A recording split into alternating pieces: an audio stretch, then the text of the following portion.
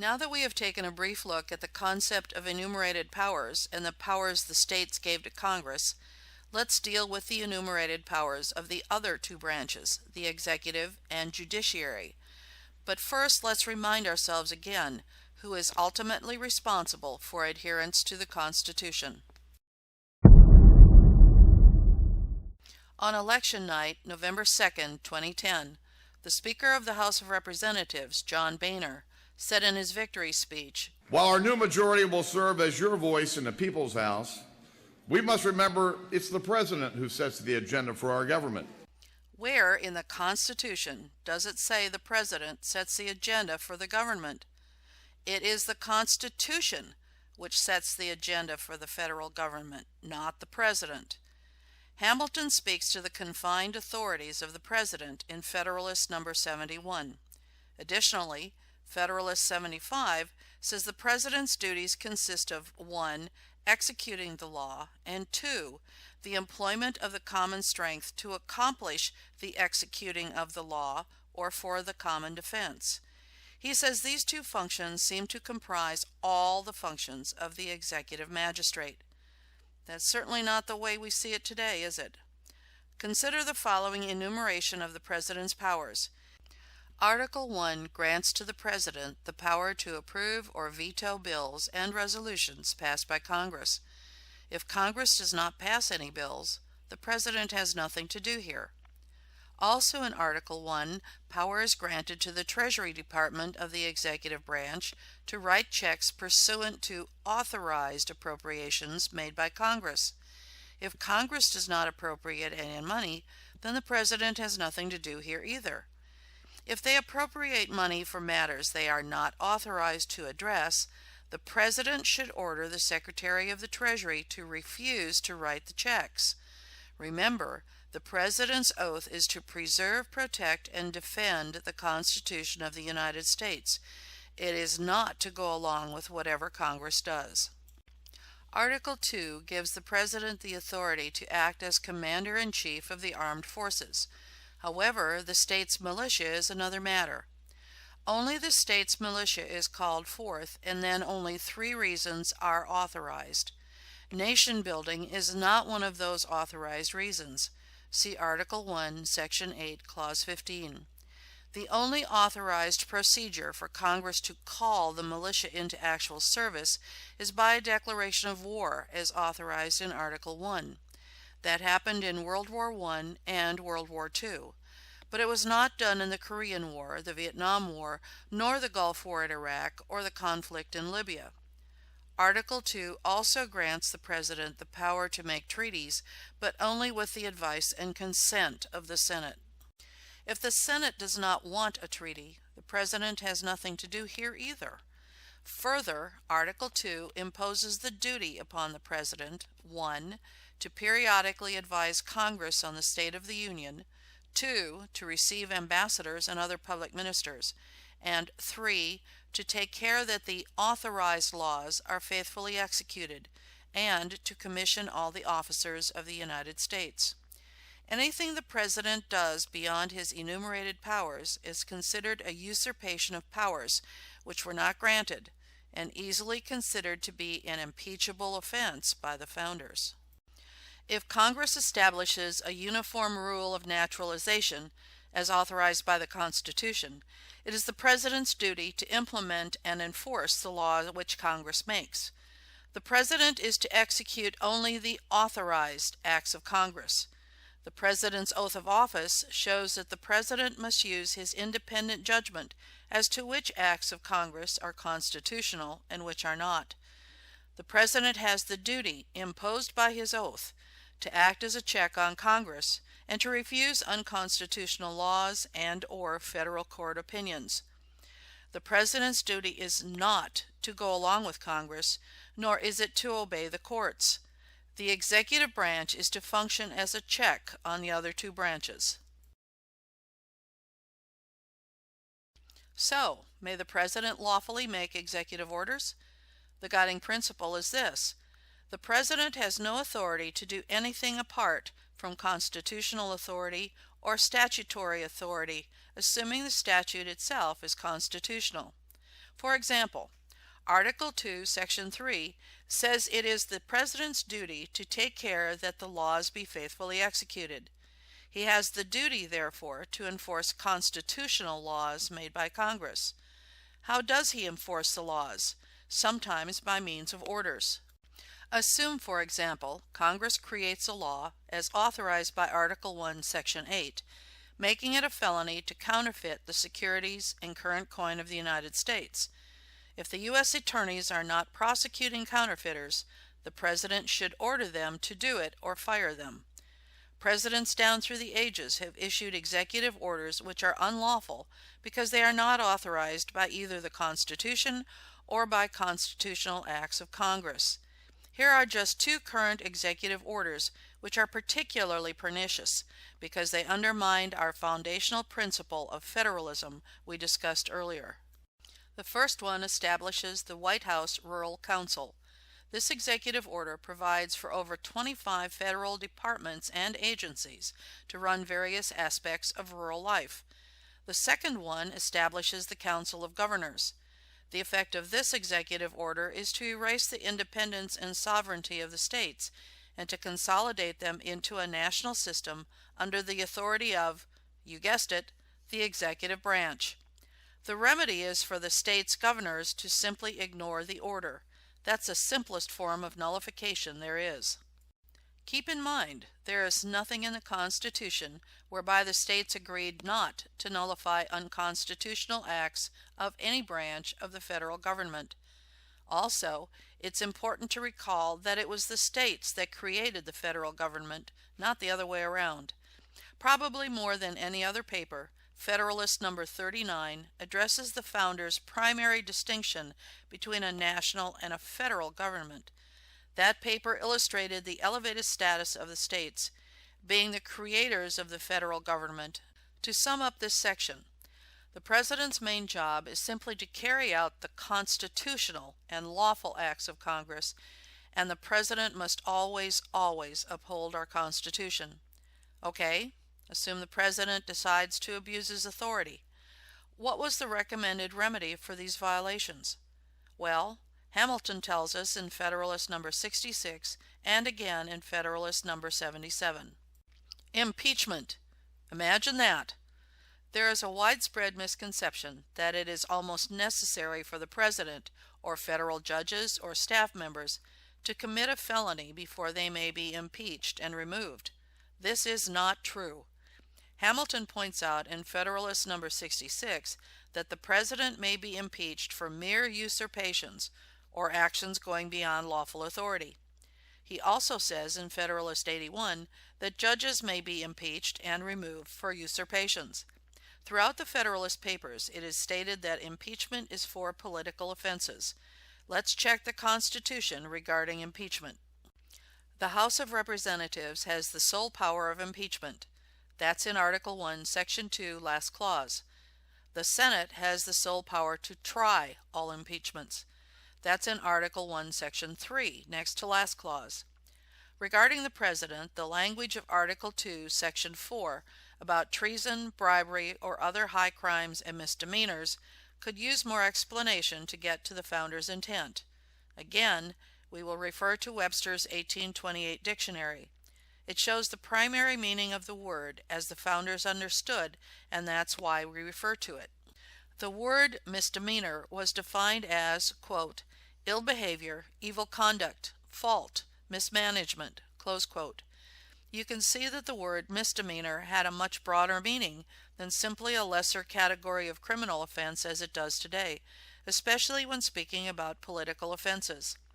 This proves that the President, Vice President, and all civil officers of the United States may be impeached, tried, convicted, and removed from office for something as simple as mismanagement. The next subject regarding the enumerated powers of the executive branch is that of treaties. We hear it said that whenever the President signs a treaty and the Senate ratifies it, then the treaty becomes part of the supreme law of the land. But is that true? Not necessarily. What are the limits of making treaties? Can we make treaties on just any subject the President deems proper and which the Senate ratifies? If the United States Senate ratifies the United Nations Convention on the Rights of the Child, will that UN convention become a part of the supreme law of the land as an authorized treaty? If the Senate ratifies the proposed cap and trade climate treaty, will it become part of the law of the land?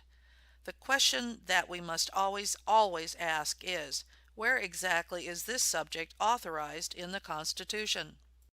In a classic rule of document construction, we must recognize the importance of every word and phrase. The men who wrote it did. Referring to our old buddy again, Article 6 of the Constitution does not say just any treaty made by the United States would be part of the supreme law of the land. Again, there is a condition. Instead, it says that treaties made under the authority of the United States are to be part of the supreme law of the land. So, a treaty is part of the law of the land only if it is made under the authority of the United States. The Constitution is the authority of the United States.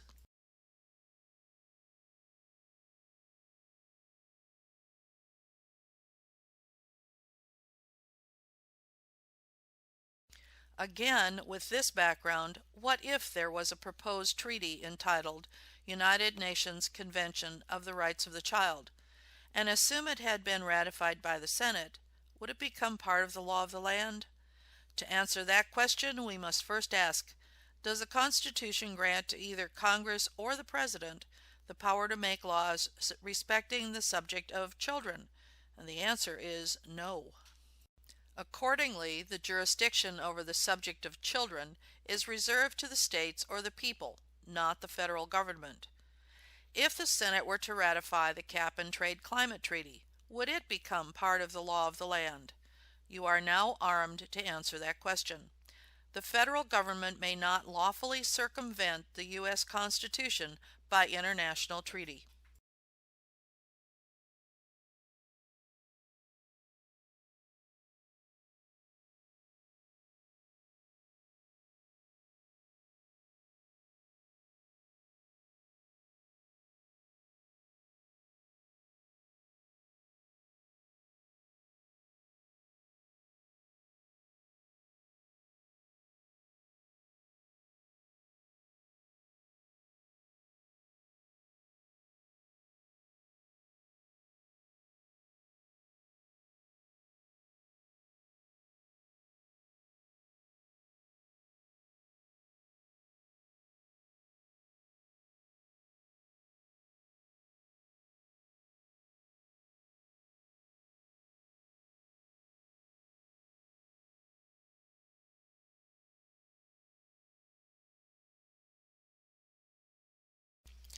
Earlier, we learned that Article 1 created the legislative branch, that is, Congress, with the sole authority to make laws, and such laws must be within the scope of the powers delegated in the Constitution.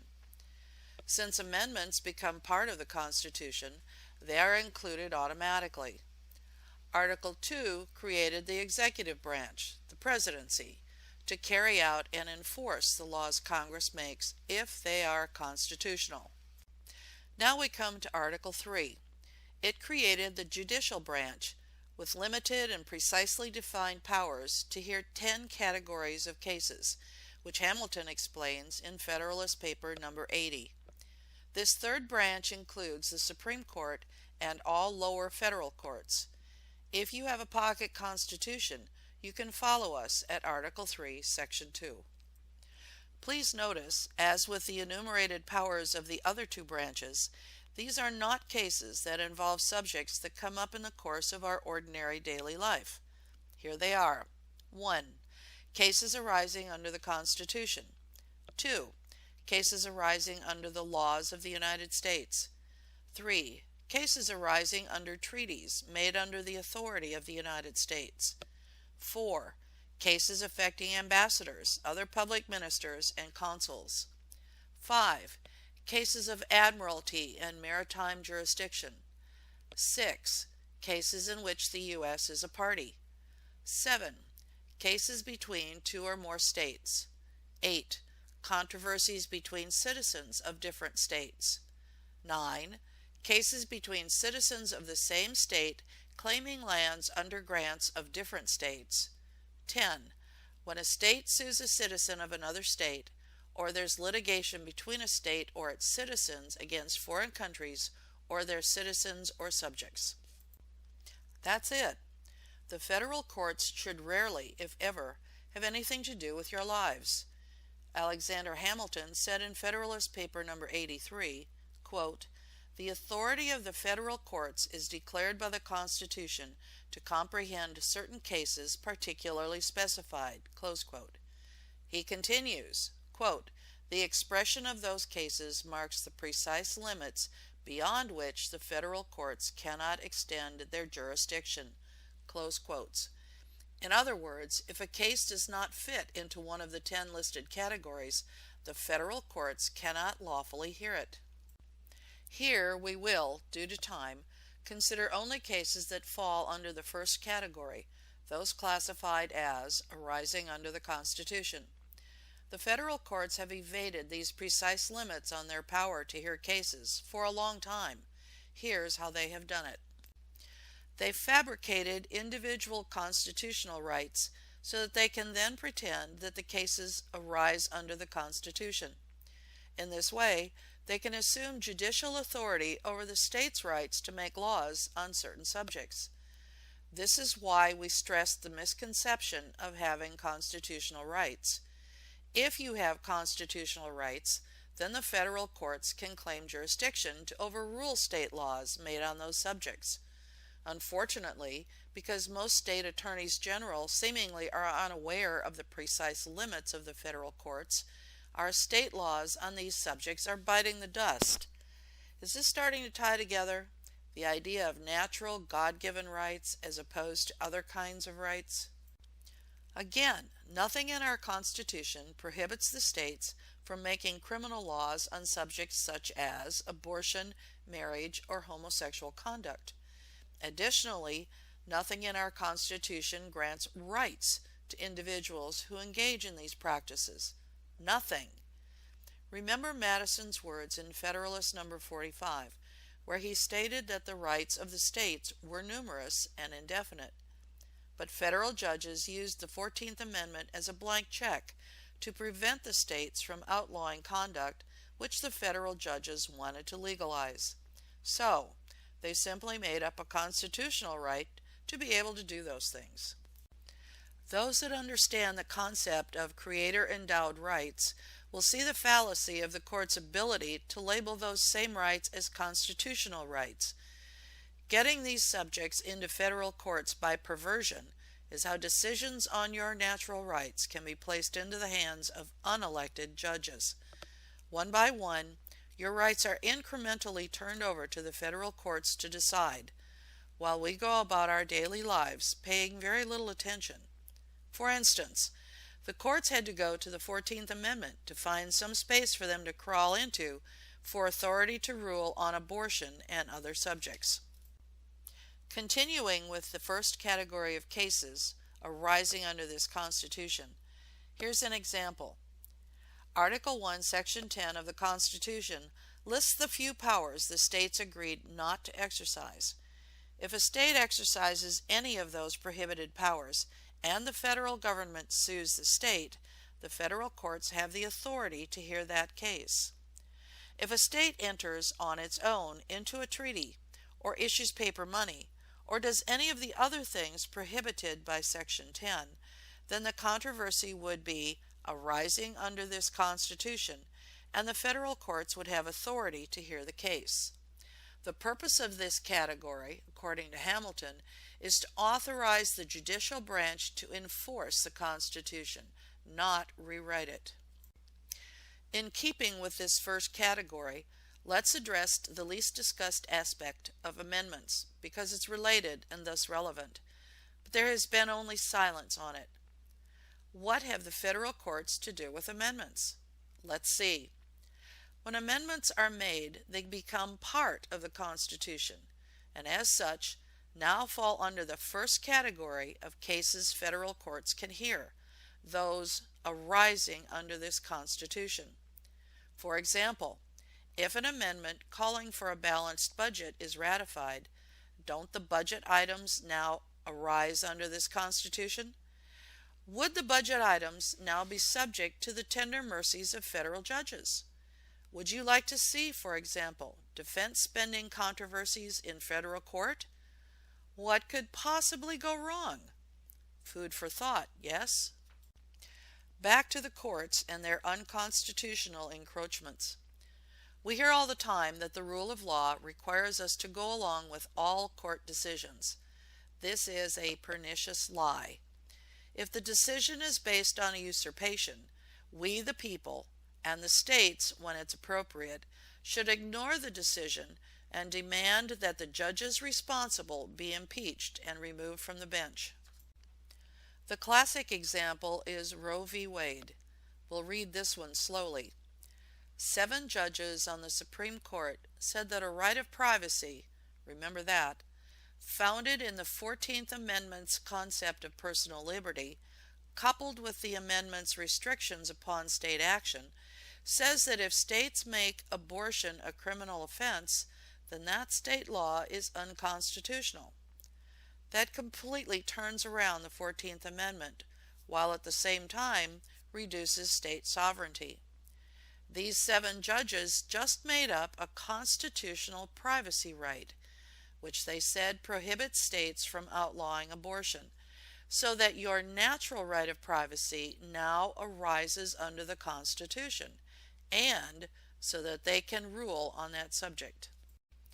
The Supreme Court looked at Section 1 of the 14th Amendment and said the word liberty means privacy, and privacy means you can get an abortion.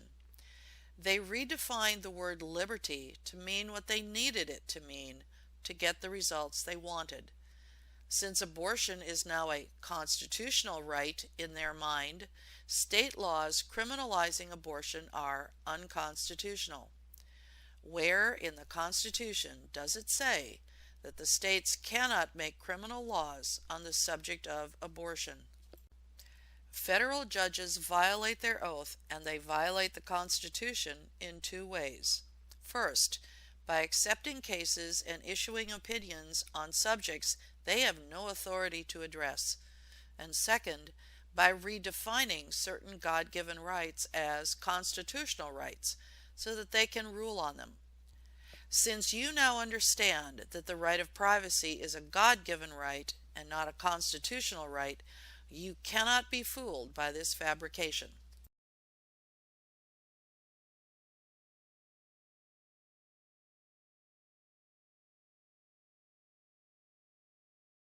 Abortion, homosexual conduct, prostitution, child sex, drugs, and so forth are issues for the people of the several states to decide, subject, of course, to any restrictions imposed by their respective state constitutions.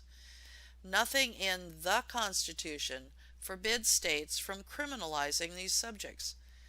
Our U.S. Congress is not authorized to make laws on these subjects, and these are not listed as rights in the U.S. Constitution. Your handbook goes into more detail concerning the 14th Amendment and what it means, and it's a far cry from what these judges say it means. Are there remedies for this judicial lawlessness? Yes. We will get to those in the last hour. How many times have you heard federal judges have lifetime appointments? Not true. They don't. It ends up being that way because our representatives in Congress lack the will to do the right thing, and we keep electing them to stay in their jobs. Remember, the Constitution is not a self-enforcing document. Now we will address the topic of jurisdiction. This is easy stuff, since we've already covered part of it, called exclusive jurisdiction. Recall, exclusive jurisdiction gives the federal government authority to exercise legislation on all needful subjects in the few specific federal enclaves listed, like forts, magazines, arsenals, dockyards, and other needful buildings. With exclusive jurisdiction given to the federal government, the states have no authority there. They are exclusive to the federal government. Easy stuff. Concurrent jurisdiction is easy too. Concurrent jurisdiction occurs in situations where the Constitution authorizes the federal government to act, but does not prohibit the states from acting on the same matter. An example is Article 1, which authorizes the federal government to deliver our mail, but nowhere does the Constitution prohibit the states or the people from doing the same thing. Accordingly, we have private companies such as FedEx and UPS that compete with the federal government with a concurrent and co-equal authority. Defense is another example. While the federal government is given the power to defend our citizens in Article 1, nowhere in the Constitution are the states prohibited from defending their own citizens. Question: how many state governors understand this? Food for thought, yes? The states have concurrent jurisdiction to defend themselves, subject only to the limitations prescribed in Article 1, Section 10. Just a few words of historical perspective before we go to the next subject. In the Founders' days, we still believed in fixed, eternal, transcendent principles and standards. Madison and Jefferson wanted to preserve the original meanings of the Constitution, and we do this today by studying and learning their own words in the Federalist Papers. Much of the Constitution is self-explanatory.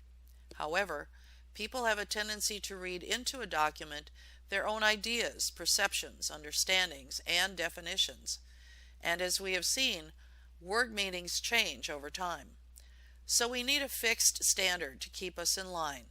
The Federalist Papers provide that fixed standard. A ruler is the fixed standard for the length of a foot, and we refer to it when we want to know the length of something. It's always the same. It does not change with the user, nor does the Constitution. What facilitated the change in attitude regarding the fixed meanings in the Constitution? One factor can be traced to Charles Darwin and his theory of evolution. Some people loved it. Since man may have evolved from monkeys, now there's no creator God to tell us what to do. People in the legal profession decided they would apply evolution to law. They said the Constitution doesn't have a fixed meaning. It's a living, breathing document which evolves over time to meet the changing needs and values of society. And who is the best judge of how to use the Constitution to meet the so-called changing needs and values of society? That would be, of course, the unelected federal judges. So, all fixed standards and principles were abandoned and replaced by the evolving personal opinions of judges. About 100 years ago, Charles Evan Hughes, who was later appointed to the Supreme Court, said, "We have a Constitution, and it means what the judges say it means." And Americans said, "Amen," or they just accepted it without thought. This has been the mindset for over a century, and today almost everyone believes that the Supreme Court is the sole, exclusive, final authority on the meanings in the Constitution. If you think about it, you see that such a belief is logically absurd, because the Supreme Court is merely the creature of the compact the states made with each other when they ratified the Constitution. The states who created the federal government and all its branches are the final authority on what the Constitution means, and whether their creature is obeying or violating it. That's what Thomas Jefferson, Alexander Hamilton, and James Madison said. And, remember, in Federalist number 80, Hamilton said all the cases that arise under this Constitution must concern a provision expressly contained in the Constitution. Is abortion expressly contained in the Constitution? Is marriage expressly contained in the Constitution? Is homosexuality expressly contained in the Constitution? Do any of these issues fall under any of the other 9 categories of cases where federal courts have jurisdiction? No, no, no, and no. The federal courts can be easily controlled, assuming we, the people, elect constitutionally literate and moral candidates. Congress can impeach the judges and kick them off the bench, or the president doesn't have to carry out their judgments. And finally, States can and should nullify their unconstitutional opinions. When's the last time your U.S. congressman authored or supported any impeachment legislation regarding a federal judge? Has your state legislator authored or supported nullification legislation?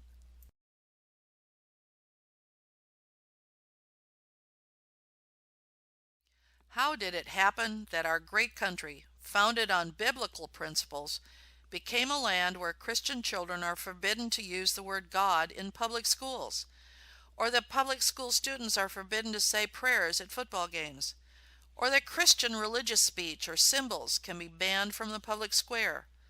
Well, the truth is it happened in the courts. We will show you how judges on the Supreme Court perverted our Constitution, prohibited the free exercise of religion, and abridged our freedom of speech.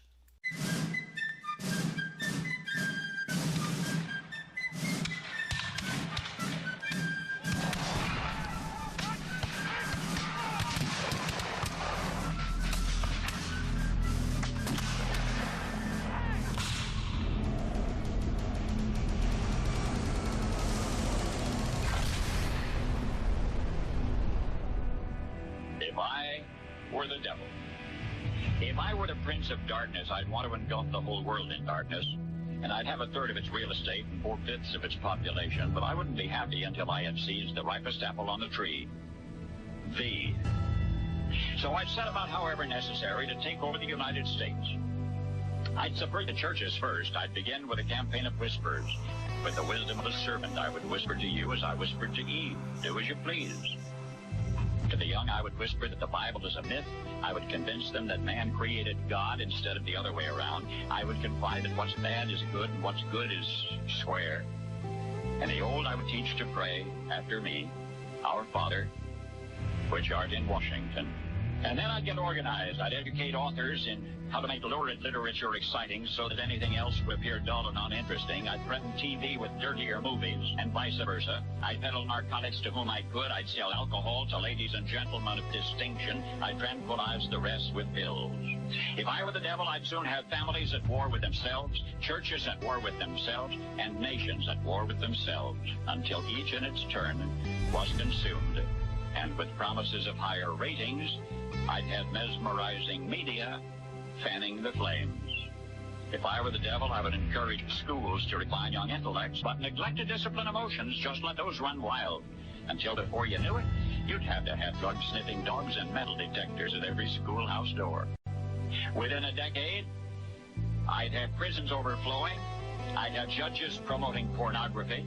Soon I could evict God from the courthouse, then from the schoolhouse, and then from the houses of Congress. And in his own churches, I would substitute psychology for religion and deify science. I would lure priests and pastors into misusing boys and girls and church money. If I were the devil, I'd make the symbol of Easter an egg and the symbol of Christmas a bottle.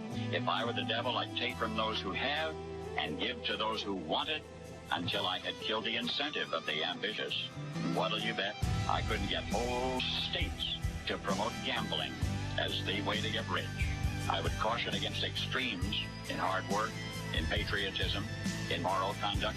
I would convince the young that marriage is old-fashioned, that swinging is more fun, that what you see on TV is the way to be. And thus I could undress you in public, and I could lure you into bed with diseases for which there is no cure. In other words, if I were the devil, I'd just keep right on doing what he's doing. Paul Harvey. Good day. To begin, since you have learned about the enumerated powers and understand the concept, you understand that religion and speech are not among the listed enumerated subjects Congress can regulate or even address. So, Congress may not make any laws whatsoever for or against religion and speech. Before we look at Supreme Court opinions banning the free exercise of these natural rights, we must consider whose powers are restricted by the First Amendment.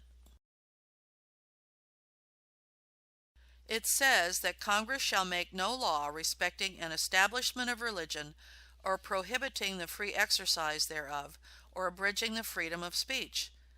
The plain language shows that the First Amendment restricts only Congress, not the states. Remember that part. The states are perfectly free to make any laws respecting religion or speech they want to, as long as the voters agree and as long as there is no state constitutional prohibition against it.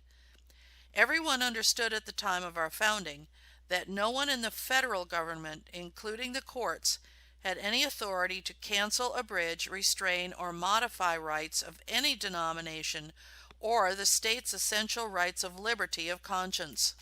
However, in a case in 1925, judges on the Supreme Court asserted, without any justification in law or fact, that the 14th Amendment, which restricts the states regarding slavery, incorporates the First Amendment, which restricts only Congress, so that the First Amendment now restricts the powers of the states to make laws on speech, religion, assembly, and the press. Did the courts just throw the First Amendment into the virtual trash can? The same amendment that said only Congress is restricted, not the states? Under this new view, the states could not make laws on those subjects, but the federal government can. This was a leap of gigantic proportions. If you do not understand how they could do that, it's because it's not understandable. But they did it anyway, because no one in Congress stopped them, and in 1925, most voters were already feeling the effects of constitutional illiteracy. The judge's new interpretation of the 14th Amendment became the weapon the court has used to silence Christians and to seize power over the states and local governments. In this way, the Bill of Rights, that is, the first 10 amendments, which was intended to be the states' and the people's protection against usurpations of power by the federal government, now became the weapon the Supreme Court has used to usurp power and force their wills on the people of our land. From this example, you can see the inherent danger of amendments. And to think, up to now, the most prominent thing about our Constitution that is taught in most public school systems is the Bill of Rights. Your handbook goes into the original sources to chronicle how judges on the Supreme Court, over time, had to redefine establishment of religion so that they could vote to ban your free exercise of worship and speech. To save time here today, we will simply summarize what the Supreme Court has done to free speech and the free exercise of religion throughout our land. They have violated the First Amendment in 4 ways. 1.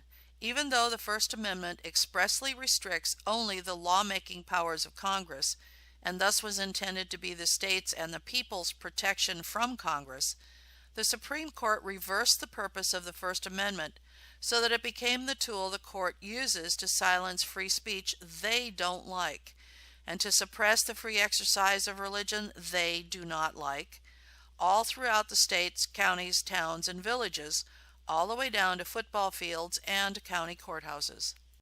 2. Even though the First Amendment says an establishment of religion, a phrase which has a distinct historical meaning, the court, in a series of court opinions, redefined the term so as to describe the circumstances surrounding Christian religious speech they don't like, so they can declare it unconstitutional. In effect, they claim the right to sit as a continuing constitutional convention, amending the words in the U.S. Constitution to elevate into law their own wills. 3. They outlawed the free exercise of religion, and they outlawed the free exercise of speech when the subject is religious, because they do not like it. They took away from their creators, that's us, the exercise of a natural right protected by the Constitution. Congress has no lawful constitutional authority whatsoever to pass legislation to stop people from praying anywhere, or posting the 10 Commandments anywhere, or preaching in any public areas. Neither may the Supreme Court. 4. By claiming that their opinions have the effect of law, they made laws respecting religion and laws abridging speech they do not like, even though the courts have no authority to act in these areas for the nation as a whole. When Congress is prohibited from making laws in this area, the Supreme Court certainly may not make laws in this area. Note this, please. The only way the subject of religion or speech could ever get before the Supreme Court would be if Congress first violated the First Amendment in Article 1, Section 8 by making a law respecting the establishment of religion or prohibiting the free exercise of religion, or by making a law abridging our freedom of speech. This is a really quick summary of how the courts redefined establishment of religion. In your handbook, it's explained that the founders regarded an established religion as one which was supported by mandatory taxes or tithes. In 1962, the Supreme Court ruled against a New York Public School Board's directive that a one-sentence non-denominational prayer be said at school. In order to be able to rule on it, the court redefined reciting a prayer as an establishment of religion. Establishment of religion was redefined to describe what the New York public schools were doing, so that the Supreme Court could then claim it was unconstitutional. Then in 2000, the Supreme Court said in a case against the Santa Fe Independent School District that student-led prayer at home football games was in violation of the First Amendment. Remember, the First Amendment only restricts Congress. Because the prayers were public speech, authorized by government policy, taking place on government property, and that the policy involved was perceived as an actual government endorsement of prayer. They go on to cite themselves as the authority. Recall through all this that the First Amendment only restricts Congress, not the states. How did that public prayer violate the First Amendment? The Constitution does not restrict religion to the private sphere. It does, however, forbid Congress from prohibiting its free exercise anywhere.